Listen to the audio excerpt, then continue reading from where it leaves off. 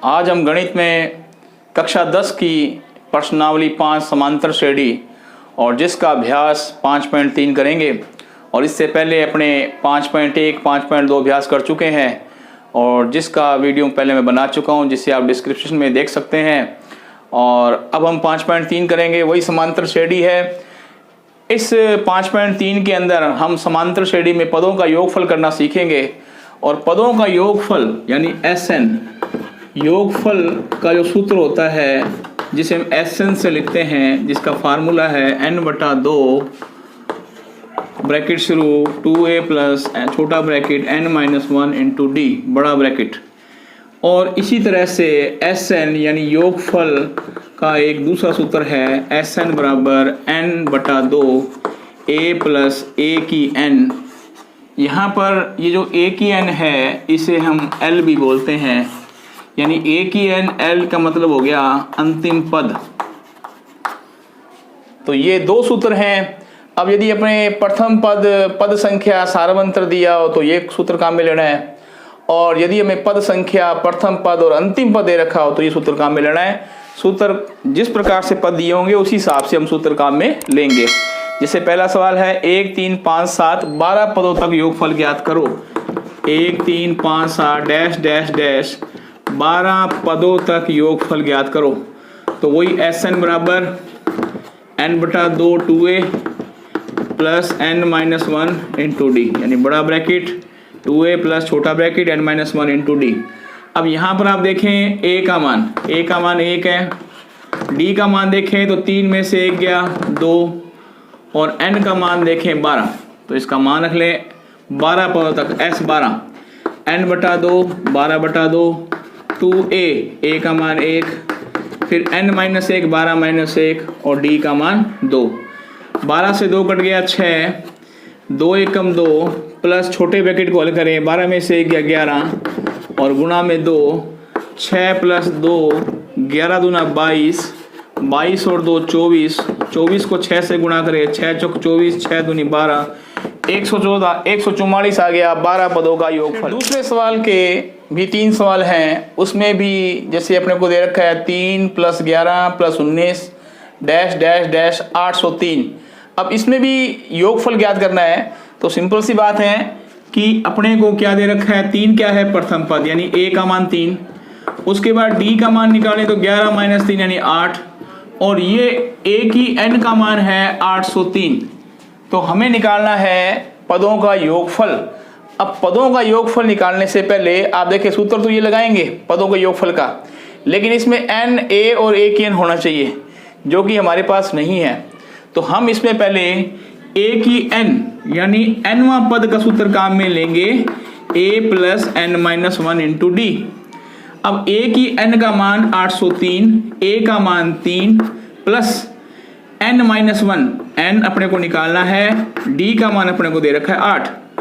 803 बराबर 3 प्लस 8 का अंदर गुणा करें 8n माइनस के 8, 803 3 और माइनस के 8, ये बचेंगे माइनस के 5, तो 8n माइनस के 5, 5 को उधर ले जाएं 803 प्लस के 5 बराबर 8n, ये 803 और 5 808 बराबर 8n, n का मान निकाले 808/8, ये आ गया 101। n का मान हमारे पास 101 आ गया। अब आप ये सूत्र लगा सकते हैं, चाहो तो बड़ा लगाओ, चाहे तो ये लगा ले SN का n/2 a प्लस a की n। तो n/2 यानी SN, n का मतलब कितने पद 101, यानी 101 पदों का योगफल ज्ञात करना है। तो 101/2 a का मान कितना है 3, a की n का मान कितना दे रखा है 803। तो 101/2 ये हो गया 803 और 806, 2 के पाड़े से काटेंगे 403, 101 को 403 से गुणा कर लें, गुणा तो सिंपल ही है 403 गुणा 000 गुणा 403 जोड़ करें 30704, यानी 40,703 इसका आंसर आ जाएगा। उसके बाद इसका तीसरा सवाल जो है वो देखें। तीसरे सवाल में हमें क्या दिया हुआ है, उसमें भी आपको n का मान ज्ञात करना है। लेकिन थोड़ा सवाल द्विघात समीकरण के ऊपर आधारित है। जैसे अपने को सवाल दे रखा है 9, 17, 25 के कितने पद लिए जाएं कि योगफल 636 हो जाए। 9, 17, 25 डैश के कितने पद लिए जाएं कि योग 636 हो जाए। तो आप देखें यहाँ पे a का मान कितना दे रखा है 9, d का मान कितना आ गया 17 - 9 यानी 8, और कितने पद लिए जाएं योग का मतलब होता है SN का मान 636। तो अपने को इसमें SN के सूत्र से चलना है। तो SN का फार्मूला क्या होता है n/2 2a + n - 1 × d। SN का मान कितना है 636 बराबर n/2 नहीं दे रखा, 2a का मान 9 प्लस n का मान नहीं दे रखा, d का मान 8, 636 बराबर n/2, 9 दूनी 18, 8 का अंदर गुणा करें 8n - 8, इस 2 का चाहे तो इसे वज्र गुणा कर दें तो ये आ जाएगा 1232, 1272, और उसके बाद यहाँ बचेगा n, 18 में से 8 गया 10 प्लस 8n, 1272 बराबर n का 10 से गुणा करें 10n, n का 8 से गुणा करें 8n²। उसके बाद 1272 को इधर लाएं और 8n² को आगे लिखें, बीच में 10n और माइनस के 1272 बराबर 0। ये बन गई द्विघात समीकरण। समीकरण को छोटा करने के लिए हम इसमें 2 का भाग दे सकते हैं। तो 2 चौके 8 4n², 2 पाए 10 5n, और ये आ जाएगा 636 बराबर 0। अब ये एक द्विघात समीकरण बन गई और इस द्विघात समीकरण को हम करेंगे हल। और इसको हल करने के 2 तरीके हैं। चाहो तो द्विघात सूत्र काम में ले सकते हैं और चाहो तो गुणनखंड के तरीके से इसको हम हल कर सकते हैं। 4n² प्लस 5n माइनस 636 बराबर 0। अगर हम इसके गुणनखंड करें तो जोड़ने घटाने पर तो कितना आना चाहिए 5, और गुणा करने पर 4 636 और 4 का गुणा आना चाहिए, यानी 636 को 4 से गुणा करें, 6 चौका 24, 6 दूनी 12, 14, 1 6 चौक 24, 2544 अपने पास आना चाहिए। तो इसके टुकड़े जो होंगे 4n², इस प्रकार निशान लगाते रहे। 53n माइनस के 48n, आप देखें 53 में से 48 जाते हैं तो 5 आते हैं, और 53 को 48 से गुणा करते हैं तो 2544 आता है। यदि आपको टुकड़े नहीं आते हैं तो इसका वो द्विघाती सूत्र होता है, उससे आप काम में ले सकते हैं। द्विघात सूत्र कौन सा, x बराबर -b plus minus b² - 4ac/2a। इसमें a का मान हमारे पास 4 है, b का मान हमारे पास कितना है 5, और c का मान हमारे पास -636। ये मान काम में लेते हुए हम द्विघाती सूत्र से हल इसको कर सकते हैं। फिलहाल हम इसको गुणनखंड विधि से हल कर रहे हैं। इसमें कॉमन n है, यहाँ बचा 4n + 53, इसमें से कॉमन आ जाएगा, अपने कॉमन लें इसमें, तो इसमें कॉमन अपने पास आ जाएगा -12, तो 12 चौका 48 -53, ये दोनों एक जैसे हैं। 4n माइनस कॉमन लिया है तो 4n + 53 और ये n - 12, 4n + 53 को अलग कर लें 0 के बराबर, और n - 12 को भी 0 के बराबर कर लें। इसके बाद इसको हल करें। 4n बराबर -53, n का -53/4। अब n का मान माइनस तो हो नहीं सकता, तो ये पद नहीं ले सकते। दूसरा ब्रैकेट जो है n - 12, n - 12 बराबर 0, यानी n बराबर 12। तो पदों का योगफल 12 है, यानी 12 पदों का योगफल कितना आ जाएगा 636 आ जाएगा। इसके बाद सवाल जो है 25 पदों का योगफल ज्ञात करो जिसका nवां पद दे रखा है a की n + 3 + 4n। तो 25 पदों का योगफल ज्ञात करना है। a की n बराबर दे रखा है 3 + 4n। तो आप ऐसा करें, इसमें पहले प्रथम पद ज्ञात कर लें, और प्रथम पद ज्ञात करें तो a की 1, n का मान 1 रखेंगे, 3 + 4 × 1, 3 + 4 ये हो गया 7, यानी प्रथम पद 7। उसके बाद 25वां पद ज्ञात करें, क्योंकि 25 पदों का योगफल ज्ञात करना है। तो a 25 यानी 3 + 4 × 25 ये हो गया 103। तो आप देखें आपके पास a का मान है 7, a की n का मान है 103, n का मान है 25। तो आप इसमें Sn वाला सूत्र ये काम में ले सकते हैं n/2 a प्लस a की n। तो n का मान 25/2, a का मान 7, a की n का मान 103, 25/2 103 और 7 110, इसका करेंगे 55। 55 को 25 से गुणा करें, 25 5 125 यानी 12, 25 5 125 12 137 1375 इसका आंसर आ जाएगा। इसके बाद जो अगला सवाल है 51 पदों का, समांतर श्रेणी के 51 पदों का योगफल ज्ञात करें, जिसके अंदर हमें दे रखा है द्वितीय पद, तृतीय पद, द्वितीय पद। अगर द्वितीय पद की बात करें तो इसका मैंने आपको बताया है कि एक कम करना होता है, यानी a प्लस डी, वो दे रखा है 14, समीकरण 1। फिर तृतीय पद, तृतीय पद का मतलब होता है a प्लस 2d, जिसका मान दे रखा है 18, समीकरण 2। और 51 पदों का योगफल ज्ञात करना है, यानी n का मान 51। तो सबसे पहले इन दोनों समीकरणों को हल करेंगे और इसको युगपद समीकरण है, इसके निशान चेंज करेंगे। नीचे वाली समीकरण प्लस की a माइनस की हो जाएगी, प्लस का 2d माइनस का हो जाएगा, 18 माइनस का हो जाएगा, प्लस का a माइनस के से कट जाएगा। यानी ये युगपद समीकरण एक में से हम 2 को घटा रहे हैं, इसलिए निशान चेंज किए। ये माइनस का d बचेगा और 14 प्लस के माइनस का 18 तो माइनस का 4 बचेगा, माइनस से माइनस कट गया, d का मान आ गया 4। समीकरण a 1 में मान रखें तो a d का मान 4 बराबर 14, 4 इधर आएगा, 14 माइनस 4 तो a का मान आ गया 10। अब आपके पास a का मान है, n का मान है, d का मान है, तो आप Sn का सूत्र लगा सकते हैं। Sn बराबर n/2 2a plus n minus 1 into D. तो Sn यानी S 51/2 2a का मान हमारे पास 10 प्लस 51 माइनस 1 और d का मान हमारे पास कितना आया, d का मान हमारे पास आ गया 4।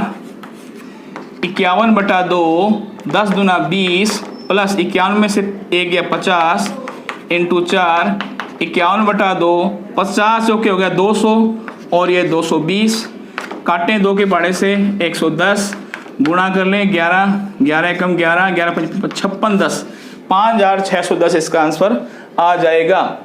7वां सवाल है 1 से 1000 के बीच में 3 से भाज्य विषम संख्याओं का योग करें। तो 1 से 1000 के बीच में अपने संख्या देखें तो पहली संख्या 1 2 3, 3 से भाज्य है, उसके बाद 4 5 6 3 से भाज्य है, लेकिन 6 सम संख्या भी है और उसमें उसको नहीं ले सकते, विषम संख्या लेनी है। तो 3 के बाद 9, 9 के बाद 15, हालांकि 12 भी आता है लेकिन 12 3 से भाज्य जरूर है, पर 3 विषम सम संख्या 12 सम संख्या है। तो 3 9 15 डैश डैश डैश, अंतिम संख्या 999, क्योंकि 999 जो है वो 3 से भाज्य है और 999 विषम संख्या भी है। अब अपने पास a का मान 3 है और d का मान 9 माइनस 3 करें 6 और लास्ट में जो अंतिम पद है वो a की n है 999। अब हमें a की n का सूत्र लगाना है। पहले a की n a plus n minus 1 into D. a की n का मान 999 और a का मान 3 प्लस जो मान रखेंगे इसके अंदर n माइनस 1 और d का मान कितना है 6। 999 3 प्लस 6 का अंदर गुणा करें 6n माइनस के 6 का n से गुणा करेंगे, 6 का 1 से गुणा करेंगे।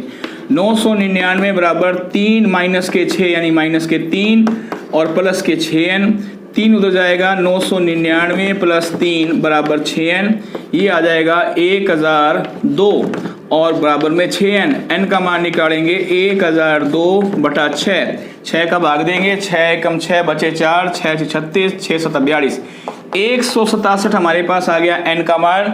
अब इसने पूछा है कि इन विषम संख्याओं का योग ज्ञात करें। तो विषम संख्याओं का योग ज्ञात करने के लिए अब हम Sn का सूत्र लगा सकते हैं, क्योंकि हमारे पास n का मान अभी हमने निकाला है 167। तो Sn का सूत्र n into a plus a की n वाला सूत्र लगा सकते हैं, चाहे बड़ा सूत्र लगा लें जैसे ही आपको उचित लगे। और इसके अंदर हम मान रखेंगे तो n का मान अभी हमने निकाला 167, a का मान हमारे पास 3, a की n का मान 999 और बटे में 2, 167 ये आ गया 1002 999 तो 1002, 2 के पार्ट से काटें तो ये आ गया 501। अब 501 को 187 से गुणा करें, 7 एकम 7 0 0, 7 5 35, 6 एकम 6, 6 0 6 5 30 और 1 0 5, इनका जोड़ करें 7 6 6 3 8, यानी 83,667 इसका आंसर आ जाएगा। इसके बाद आगे जो सवाल अपने देखें, आगे सवालों के बारे में अपने देखें। आठवां सवाल है, इसमें प्रथम पद अपने को 8 दे रखा है, nवां पद 33, n पदों का योगफल 123, n और d का मान ज्ञात करना है। प्रथम पद का मतलब a का मान 8, nवां पद का मतलब a की n 33 और n पदों का योगफल यानी Sn बराबर 123। तो सिंपल सी बात है, इसके अंदर आप Sn का सूत्र लगा लें, n into a plus a की n बटा 2। अब इसमें आपको Sn भी दे रखा है और a की n भी दे रखा है, a भी दे रखा है, इससे आप n का मान निकाल लें और n का मान निकालने के बाद आप a की n का सूत्र लगा के a plus n minus 1 into D और उसमें d का मान निकाल सकते हैं। ये सवाल इस तरह से हो जाएगा। उसके बाद 9वां सवाल देखें तो 9वें सवाल में क्या कह रहा है ये, 9वें सवाल में कह रहा है कि 4 पुरस्कार 280 रुपए की राशि है, 4 पुरस्कारों में बांटनी है और प्रत्येक पुरस्कार पहले वाले पुरस्कार से 20 रुपए कम है। इसका मतलब प्रथम पुरस्कार, हमने प्रथम जो पुरस्कार है उसे मानना है x, तो दूसरा पुरस्कार जो होगा वो 20 रुपए कम है यानी x माइनस 20 और तीसरा पुरस्कार जो है वो हो जाएगा x माइनस 40 और चौथा पुरस्कार जो है वो हो जाएगा x माइनस 60 यानी 20-20 कम हो जाएगा। और कुल पुरस्कार की राशि जो 4 पुरस्कार हैं तो कुल राशि अपने को दे रखी है 280। अब प्रश्नानुसार लिख करके, प्रश्नानुसार इन सारे पुरस्कारों की राशि को जोड़ते हुए बराबर में लिख देंगे 280। तो आप देखें x x x ये हो गए 4x, माइनस के 20, माइनस के 40, माइनस के 60 और माइनस के 120 बराबर 280। 4x बराबर 120 इधर आएगा, 280 प्लस 120, 4x बराबर ये आ गया 400 और x का मान निकाले तो 400 बटा 4 यानी ये हमारे पास आ गया 100 रुपए। तो पहला पुरस्कार कितना है x, उसका मान कितना निकाला आपने 100 रुपए।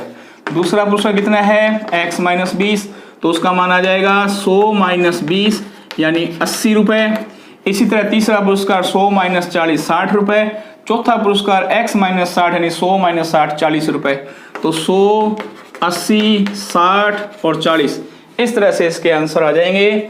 फिर उसके बाद अंतिम सवाल, अंतिम सवाल में जो है 10वें सवाल में हमसे क्या पूछ रहे हैं ये कि एक टेलीविजन सेट में तीसरे वर्ष टीवी सेट, तीसरे वर्ष टीवी सेट का मतलब A3 का मान दे रखा है 600 और तीसरे वर्ष का मतलब A प्लस 2D वो दे रखा है हमें 600 और फिर 7वें वर्ष टीवी सेट यानी 7वें वर्ष का मतलब A प्लस 6D अपने को दे रखा है 700। ये समीकरण 1 और समीकरण 2 बन गई। और फिर ये मानते हुए कि प्रत्येक वर्ष उत्पादन समान रूप से है तो हमें पहला चीज जो हमें बतानी है वो प्रथम वर्ष उत्पादन, पहली चीज ये। दूसरी चीज जो हमसे पूछी है 10वें वर्ष उत्पादन और तीसरी चीज जो पूछी है वो 7 वर्षों में कुल उत्पादन। तो देखिए इसके अंदर 2 समीकरण हमारी बन गई। इससे हमारे पास किसका मान आएगा, A और D का मान आएगा। A का मतलब प्रथम वर्ष, तो पहले सवाल का आंसर तो A के हिसाब से आ जाएगा। इसके बाद 10वें वर्ष का क्या मतलब होता है A प्लस 9D, तो A और D का मान जो निकाले वो इसमें रख दें, 10वें वर्ष का उत्पादन आ जाएगा। फिर 7 वर्ष में कुल उत्पादन यानी Sn निकालना है, n का मान 7 लेते हुए A और D का मान यहाँ से लेके आप 7 वर्ष में कुल उत्पादन निकाल लेंगे। तो इस प्रकार से 5.3 समाप्त हो गई। आशा है आपको समझ में आई होगी। इसे आगे से आगे लाइक करें, सब्सक्राइब करें। धन्यवाद।